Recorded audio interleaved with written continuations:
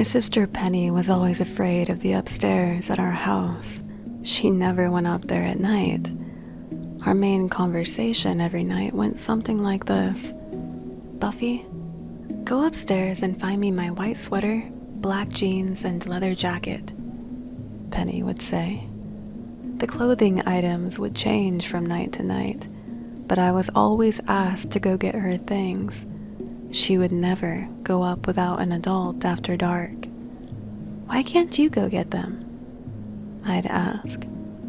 "Because something is up there," she replied. "I sleep up there. Nothing has happened to me." "Just wait," Penny said. "Someday, it will." Okay, I will admit, it is pretty creepy up there. I'll give you the layout. There are 2 rooms that lead into each other, without a hallway, and there's an attic above and one on each side. The house is well over 100 years old. There's a banister over the stairs, but it's closed off by a door. I remember Penny coming home from dates, and before she would even take her boyfriend upstairs, she would send him up with a flashlight to check the closets and under the bed, even the one I'd be in. Once when our mother questioned her why she would not sleep upstairs in her room, she rattled off numerous reasons. "You can see small lights come out of the closet. You can hear footsteps and heavy breathing in the attics, and there's always a sense of being watched a little too closely," Penny replied. "That is ridiculous. I have never seen anything or heard anything. You should stop letting her sleep on the couch every night, Mom." "She's okay. She can sleep where she wants. She's not hurting anything," Mom replied. I think my mom knew, but since nothing was bothering me at the time, she overlooked it. Better to have 1 daughter on the couch than 2, I suppose. I even took this problem to my dad, being as he was always on my side, and Mom seemed that she was always on Penny's side. Eventually, my sister got married and moved out when she was 18 and I was 11. Then I guess the ghost, or whatever, thought it was my turn. In the attics, I would hear stomping, and it was not just in one attic, it was all 3. There were whispers in the closet, like 2 children having a conversation. The conversations I overheard were from them talking about dolls. Other times, it sounded as if they were trying to figure out what happened to someone named Uncle Doffy. And sometimes it sounded as if they were discussing how they could run away. Strangely enough, I didn't get a bad feeling from the girls in the closet. I was always being watched, all day and all night. I lived in a constant state of panic. When I was upstairs, every nerve was on edge. The worst thing was this big black shadow in the middle of the night, asking where Penny was. The voice wasn't that of a kid. It sounded deep and grisly. This black shadow asked after my sister 6 times every night. When I would not answer out of fear, the shadow would throw things at me, books, figurines, even pictures. Then it was my turn to sleep on the couch, and I understood my sister. It wasn't an excuse. She actually heard these things. I never understood why I didn't until after Penny moved out. And then I became bullied by this ghost or whatever it was. You see, that's what this entity was. A bully. Something that always had to have power over us, the young, powerless sisters that lived in the home. Fast forward 2 years after Penny was gone and had her own home. My oldest sister, Jeannie, couldn't afford the house she was renting due to being in the middle of a divorce. She brought her 3 kids and had moved in with us. Jennifer, which was 5, Kevin, who was 3, and Amanda, who was 2. In turn, this meant Jennifer would be staying with me, and we were both expected to sleep upstairs. We were woken up all the time by stomping, and when Jennifer would start to cry from being scared, I would tell her it was because the house was old, and that's what old homes did. They settled at night. Exactly what my mom told me when I heard odd noises in our home. Jennifer's 6th birthday rolls around, and my mother buys her one of those creepy clown dolls.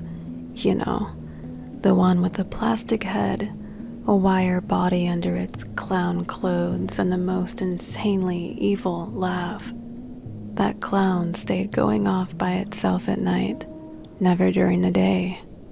One night, I decided I had had enough, so I got out of bed and went over to take the batteries out. But when I opened the battery pack, no batteries were even inside. I told my mom and older sister, but no one cared, or they thought it was an overactive imagination. So the next day I got up and threw it in the attic, but it still would go off in the middle of the night. Then one day, I came home, and the doll was out of the attic and sitting on the chair across from my bed. When I asked who put that there, no one knew.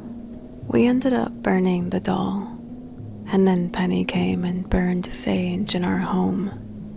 Now that I'm an adult, my kids who like to stay with my mom always tell me about their things being moved and their chargers being yanked from the wall. I still feel that it waits to this day for Penny to come home. Maybe because she feared it the most. I don't know. But I know that whatever it was, it brought me a lot closer to my sister, whom I couldn't possibly live without now.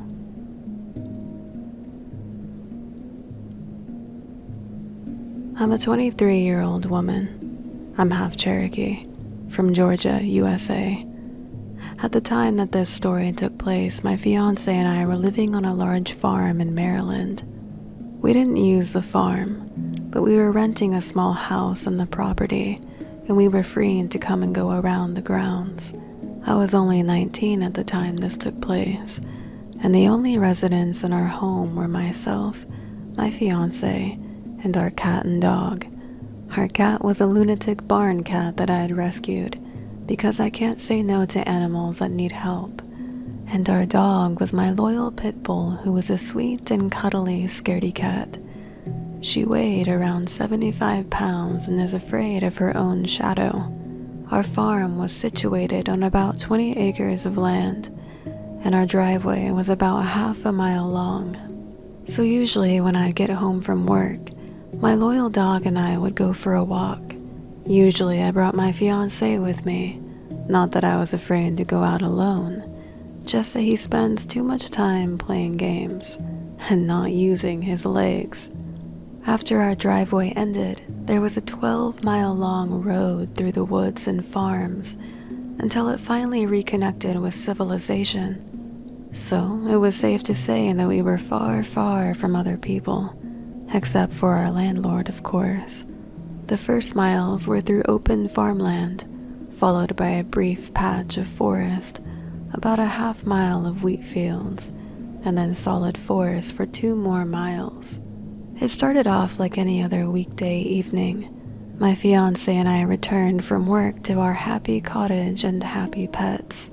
Harley, our dog, was frantic to go on a walk, so I quieted her and changed into walking clothes as I asked if my fiancé would join.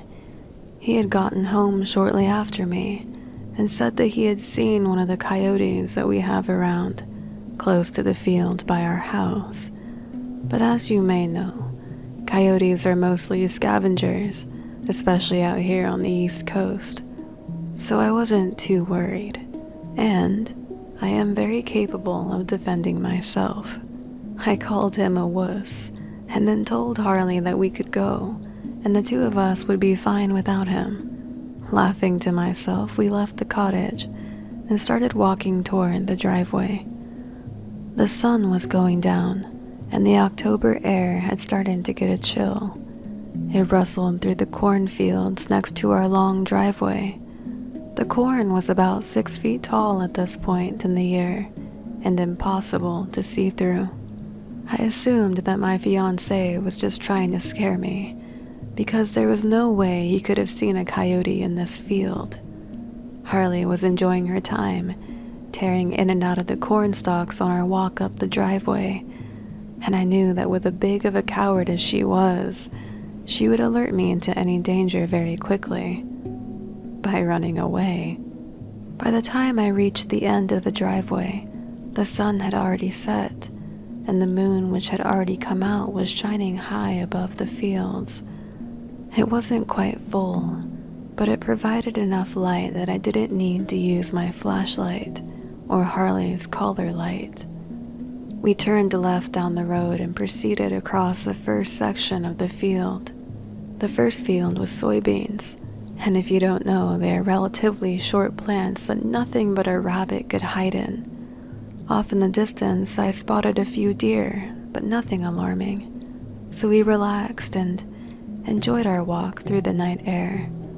I threw a stick and Harley brought it back over and over again, our typical dog and owner stuff. We reached the first small section of trees and Harley stopped and bumped into my leg, letting me know there was something ahead. It wasn't a coyote or a deer, but there was a rabbit that had been hit by a passing car. It was still struggling. As much as I hate to say this, there was no way it was going to live, and honestly, it's probably what drew the coyote pack in. I knelt down by it and using my knife quickly put it out of its misery, as my family had taught me, and let it pass into the next life. Feeling sad but somewhat relieved that all we had encountered was a handful of deer and that poor rabbit, we continued our walk and passed into the next field. This was a wheat field, and the wheat was about ready for harvest, so it was quite tall and hard to see through. The field was quiet though, and Harley didn't do anything, so I figured all the coyotes had passed on if there had been any at all. We rounded the corner of the field and into an area which had wheat on our left and forest on our right. When the air seemed to go still, Harley got closer to me, and I heard rustling in the wheat field. I saw 3 tails circling back toward the forest. Coyotes. The eastern coyotes are small, but in a pack, they get pretty bold. Harley began to raise her hackles, and I yelled, "Go on! Get out of here! Go!" I said this as loud as I could, and the coyotes startled, scattering off into the trees. I decided to turn around and get out of there before they decided to regroup. While I am brave, I'm not going to walk into a darkened forest with a coyote pack and a cowardly pit bull. We turned to head back, and again I heard a rustling in the wheat. Another coyote? I thought it must be, but no. Harley was standing stock still, staring at the wheat. I whistled for her to come with me. That high-pitched, ear-piercing, 2-fingered whistle. That snapped her out of it for a second when my whistle was returned to me from inside the wheat field. All of a sudden, all the family legends I had heard came flooding back to me, and I expected to see a tall, thin creature emerge, but nothing did. I didn't smell rotting meat or feel a sense of dread. Instead, I was transfixed with fear and curiosity. I whistled again, and the whistle returned again. Very human sounding, but at the same time not. Against my better judgment, I said hello, and my own voice replied, saying hello. My hand on my knife, I said, "Show yourself." Silence. No bugs, no coyotes, no noises from Harley. Just my own breath. Slowly the rustling started again, and I turned on my flashlight. I shined it on the wheat field, and what I saw still confuses me to this day. Animal eyes, that greenish yellow reflection of light was cast back at me, but what it was connected to didn't make sense. There was a girl, no more than 14 or 16, crouched in the wheat. She wore what I think must have been some kind of deerskin or fur. She was very thin and looked as though her skin had never seen sunlight. Her hair was long and tangled with wheat and leaves. Under any other circumstances, I would have said she was beautiful, but at the moment, she was terrifying. We stared at each other for what must have been a solid minute or so, but I felt like it was much longer. Suddenly, I heard the unmistakable coyote cry from the forest. Both of our heads snapped towards the noise, and immediately, I heard her take off through the wheat toward the sound. At that same moment, Harley took off toward the house and I went after her. We didn't stop running until we got to the driveway, and I stopped, not wanting my fiancé to know I was running away from something. I could still hear the yipping in the distance, and we started walking at a brisk pace. We made it back to the cottage with no further problems, and I didn't tell my fiancé about it because I didn't want him to go out with the gun. She hadn't hurt me, so I didn't think it right to hunt her. I was awoken in the middle of the night that night by the sound of the coyotes outside our cottage. This wasn't usual, but now I wondered if she was with them. When I was coming home from work about a month later, I had since stopped obsessing over that night, almost believing I imagined it, when suddenly I had to slam on my brakes for something in the road. It was dark, but when my headlights hit it, its eyes reflected that same greenish yellow. It was a large coyote, and it just stared at my car for a moment before running off into the woods. I know this sounds crazy, but I still wonder if that was her. The following is a very true experience. I've never actually written this down before, and I don't know if anyone has experienced this too. This happened between 1989 and 1990. I was about the age of 4 years old. To this day, I still get chills thinking about it, and wonder if in some way unknown, it changed me. My parents had a house in the Inland Empire of Southern Carolina, and at that time my brother hadn't been born yet, so I was still the only child. To give you a layout, my parents' house was a 2-story house located in a cul-de-sac. On the bottom floor there was 2 bedrooms, a bathroom, the living room, and the kitchen. The second floor was just the master bedroom and bath. All you could see from the street was the garage and one of the bedroom windows on the bottom floor, and the window of my mom's bathroom on the second floor. To get to the front door, you had to walk along the cement pathway that ran along the side of the house. You had to pass the first bedroom that you can see from the street. Then you pass the bathroom window and then another bedroom window, and then you would be at the front door. The backyard was beyond that point. My bedroom at the time was the bedroom next to the front door. Now, for some reason, my blinds weren't completely down to the bottom of my window. There was about a 6-inch gap with nothing covering it. I was pretty young, so I didn't really care much about it then. The bed was in the middle of the wall across from my bedroom door, and to the left was the window. According to my mom, this all happened right before midnight. My mother was asleep in her room upstairs, and my dad was a policeman that worked nights in another city.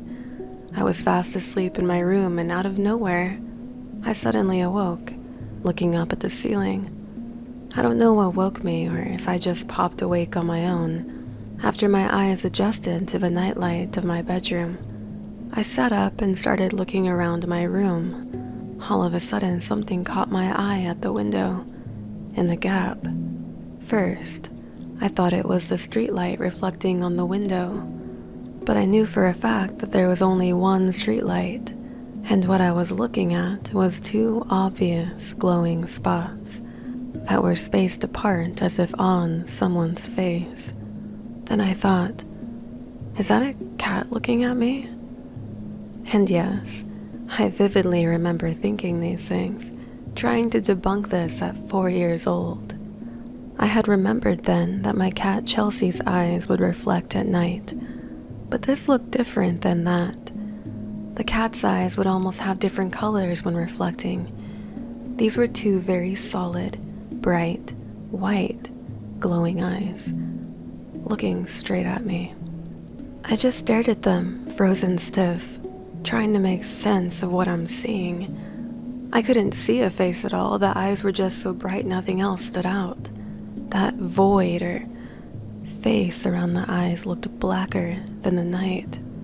I thought again, well, if this is a cat, how could a cat be big like a person? And why would a cat stand up to stare in my bedroom? The curiosity got me and I went for it.